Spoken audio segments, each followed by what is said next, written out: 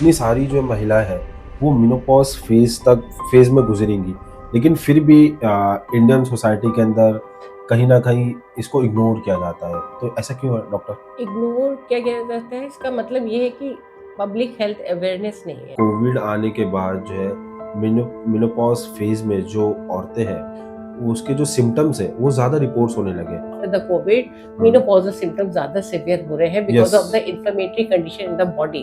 Okay. जिन लोगों को ज्यादा सिवियर कोविड हुआ है उन लोगों में ज्यादा चेंजेस देखने को मिल रहे हैं। मेनोपॉज होता क्या है? एक्चुअली में मेनोपॉज से एसोसिएटेड कई टर्म्स हम लोग को समझने पड़ेंगे। ओके। एक तो होता है प्री मेनोपॉज, एक होता है पेरी मेनोपॉज, ओके। एक होता है मेनोपॉज और दूसरी टर्म है पोस्ट मेनोपॉज।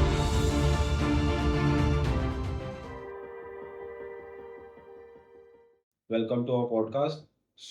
सबसे पहले आप मैं ये चाहूँगा कि आप अपना एक क्विक इंट्रोडक्शन दें। So I am Dr. Sumati Saxena, gynecologist practicing in Andheri, Lokhandwala, West, and I have clinical experience of 35 years for treating the patients and basically हम लोग हर वुमेन्स को हर फील्ड में देखते हैं लाइक या एडोलेसेंट पेशेंट्स को deal करते हैं, रिप्रोडक्टिव एज में डिलीवरी इनफर्टिलिटी ट्रीट करते हैं। साथ में आजकल बहुत ही इंपॉर्टेंट पॉपुलेशन आ रही है जो कि मीनोपॉज फेज में एंटर कर रही है बिकॉज आजकल जो है मीनोपॉज की एज जो इंडिया में है वो 46.2 ईयर्स है और globally it is 51 year. Okay. और जो अभी आजकल जो लाइफ एक्सपेक्टेंसी है वुमेन की वो because of the better medical conditions और education it is 71 year. So 71 years almost one third of the women's life is going to menopause phase में स्पेंड गुजरा। मीनोपॉज से गुजरेगा। ओके। तो इस समय की समस्याएं जो है जो इसमें हमारी ये कोशिश रहती है कि हम वुमेन को भी एजुकेट करें, अवेयर करें about this condition and also the society and also the husband and also the family atmosphere so that everyone can understand their problem and do better. Menopause होता क्या है कि लोग जो जो जनरल ऑडियंस है वो समझ पाए कि मेनोपॉज ये है। एक्चुअली में मीनोपॉज से एसोसिएटेड कई टर्म्स हम लोग को समझने पड़ेंगे। ओके। एक तो होता है प्री मीनोपॉज, एक होता है पेरी मीनोपॉज, ओके। एक होता है मीनोपॉज और दूसरी टर्म है पोस्ट मीनोपॉज। तो इन चारों ट्रांजिशन से वुमन गुजरती है। एक प्री मीनोपॉज कंडीशन होती है जिसमें कि women is around 38 to 40 years. Okay. अभी मीनोपॉज सेट नहीं हुआ है, पीरियड्स रेगुलर है, उसे कोई प्रॉब्लम नहीं है, but she is approaching towards the menopause. थोड़ा सा हार्मोनल चेंजेस इस समय आते हैं बॉडी के अंदर हाँ, hormonal but changes it is not causing symptom and women is okay, all right. Okay. But in perimenopausal phase, that is around 2 to 3 years before and 2 to 3 years after the menopause, that is perimenopausal age group. And उस age group में hormonal changes, patient is the lady is still having periods, okay. but the symptoms start coming because the hormones levels are going down. So उसके symptoms तो lady में आने शुरू हो जाएंगे लेकिन पीरियड्स रेगुलर आ रहे हैं। तो लेडी को ही नहीं समझ में आता कि अभी हमें मेनोपॉज तो हुआ नहीं है तो ये सिम्टम्स हमें क्यों आ रहे हैं। लेकिन उसमें हार्मोन्स लेवल डाउन हो जाते हैं, नॉर्मल से डाउन हुए हैं लेकिन खत्म नहीं हुए। तो इसलिए perimenopause is equally important as well as menopause. And menopause is term कहा जाता है जबकि 12 कॉन्जिक्यूटिव मंथ्स तक पीरियड ना हो। ओके। जब 12 मंथ्स का पीरियड जब हो जाता है, जैसे पेरीमेनोपॉज में साइकिल का लेंथ बढ़ जाती है। जैसे पीरियड हर महीने होना है तो हर 1.5 महीने पे 2 महीने पे होगा, दैट इज पेरीमेनोपॉज। लेकिन जब एक बार 12 मंथ्स तक नहीं हुआ then the woman enters into the menopause phase. और इस मेनोपॉज फेज के एंटर करने के बाद वो पेशेंट जो है वो लेडी जो है वो मेनोपॉज फेज में पोस्ट मेनोपॉज फेज एंटर कर जाएगी। जब मेनोपॉज 12 मंथ्स तक नहीं हुआ period, then next period will be called post menopause. Okay. तो हार्मोन्स लेवल्स पहले डिक्रीज करना शुरू होंगे, फिर खत्म हो जाएंगे मेनोपॉज में और उसके बाद लेवल डिक्लाइन होते जाता है ड्यूरिंग द पोस्ट मेनोपॉज। और वुमेन को सिम्टम्स भी उसी हिसाब से आते हैं during perimenopause then menopause then post menopause. Okay. These are the following terms. जिस तरीके से इंडिया में बहुत सारी चीज़ों को टैबू माना जाता है, सो कॉल्ड, 2025 तक ये एनालिटिक्स है कि इंडिया के अंदर जो वुमेन पॉपुलेशन है उनका जो ज़्यादातर हिस्सा है 15 करोड़ के आसपास। तो इतनी सारी जो महिला है वो मेनोपॉज फेज में गुजरेंगी, लेकिन फिर भी इंडियन सोसाइटी के अंदर कहीं ना कहीं इसको इग्नोर किया जाता है। तो ऐसा क्यों है डॉक्टर? इग्नोर क्या किया जाता है, इसका मतलब ये है कि पब्लिक हेल्थ अवेयरनेस नहीं है okay. About the menopause. Hmm. The women जो होती है वो अकेले ही सफर करती है इस कंडीशन में। यस। उसको सिम्टम होते हैं but she is also not aware कि हमें किस लिए हो रहे हैं, हाँ, उसको वो क्योंकि यानी खुद भी नहीं समझ पेरीमेनोपॉजल पाती। फेज में उसको पीरियड भी हो रहा है तो उसे पता ही नहीं है कि पता ही नहीं। हमें अभी ओके। हम किस फेज में है, हमें सिम्टम्स क्यों हो रहे हैं, उसको अवेयरनेस नहीं है। साथ में उसके फैमिली मेंबर्स हैं, उसको भी अवेयर नहीं है कि पेशेंट को कभी कभी एनजाइटी होता है, कभी लैक ऑफ स्लीप है, लैक ऑफ कंसंट्रेशन है, तो ये सब चीजें जो है उसकी वर्क लाइफ भी अफेक्ट करते हैं। तो she is not able to understand कि हमें क्या हो रहा है, और उसके घर वाले उसके ऑफिस वाले भी नहीं समझ नहीं पाते कि समझ पाते। किस तरीके से वो किस कंडीशन से गुजर रही है। तो इसकी सबसे बड़ी इंपॉर्टेंस है कि पब्लिक हेल्थ अवेयरनेस होना चाहिए for the menopause, okay. For the regarding symptoms and the available management options. Okay, जिस तरीके से ये हमारे देश के अंदर, इंडिया के अंदर कोविड का जो फेज आया था, सो उसमें बहुत सारी चीज़ें जो है अफेक्ट हुई, लाइफस्टाइल अफेक्ट हुई, एंड जो काम काज है रोज़ाना के, वो भी अफेक्ट हुए। सो इसी इसी तरीके से ये देखा गया कि कोविड आने के बाद जो है मेनोपॉज फेज में जो औरतें हैं, वो उसके जो सिम्टम्स है वो ज़्यादा रिपोर्ट्स होने लगे। सो क्या कोविड कुछ इम्पैक्ट करा? इसका एक्चुअल रीज़न क्या है? एक्चुअल रीजन ये है कि कोविड जो हुआ है हमारी कंट्री में या ऑल ओवर द वर्ल्ड, हुँ। उसमें कोविड एक इन्फ्लेमेटरी रीजन है, बॉडी में इन्फ्लेमेशन कॉज करता है। ओके। और दिस इन्फ्लेमेशन जो है इन्फ्लुएंस करता है हार्मोन लेवल बॉडी में, हुँ। ईस्ट्रोजन और प्रोजेस्टेरोन सब चीज को अफेक्ट करता है। हुँ, हुँ। और ये सब चीजें ही मेनोपॉज को अफेक्ट करती है। तो ये देखा है गया है after the covid hmm. Menopausal symptoms ज्यादा सिवियर हो रहे हैं because yes. Of the inflammatory condition in the body. Okay. जिन लोग को ज्यादा सीवियर कोविड हुआ है उन लोगों में ज्यादा चेंजेस देखने को मिल रहे हैं। ओके। सो जैसे आपने कहा कि इन्फ्लेमेटरी कंडीशन की वजह से ये इम्पैक्ट और बढ़ रहा है।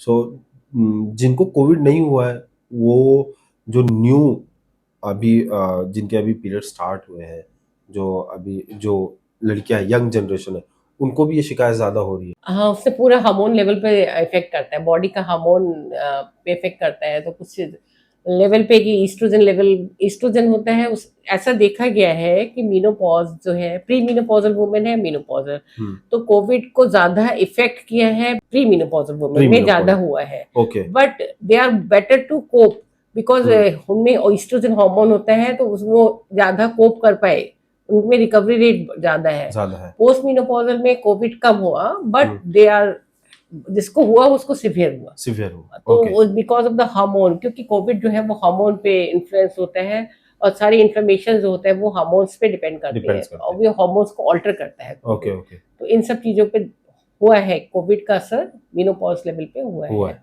बायो आइडेंटिकल जो हार्मोन्स है एंड एचआरटी, इसके बारे में जो है ज़्यादा सुनने सुनने मिलता है जब रिसर्च करो मेनोपॉज से रिलेटेड। तो ये टर्म्स क्या है बेसिकली? देखिए, बायो आइडेंटिकल मीन्स जो हार्मोन्स हैं बायोलॉजिकली एक वुमेन के अंदर, ओके। वैसे ही हार्मोन्स आप बाहर से सप्लीमेंट करें। That okay. Is bio identically means वो मॉलिकुलरली सेम है, सेम है जो एज बॉडी के अंदर बॉडी है। के अंदर है वैसे ही। तो they are ideal but hmm. Not, they are not readily available now in okay. The India. हाँ। They are available but in metros only it is available. और they are FDA approved, FDA approved है। लेकिन एक है कि custom compounded bioidentical hormone, okay. वो नहीं है जिसमें कि आप आपके हिसाब से कस्टम मेड थेरेपी डॉक्टर दे।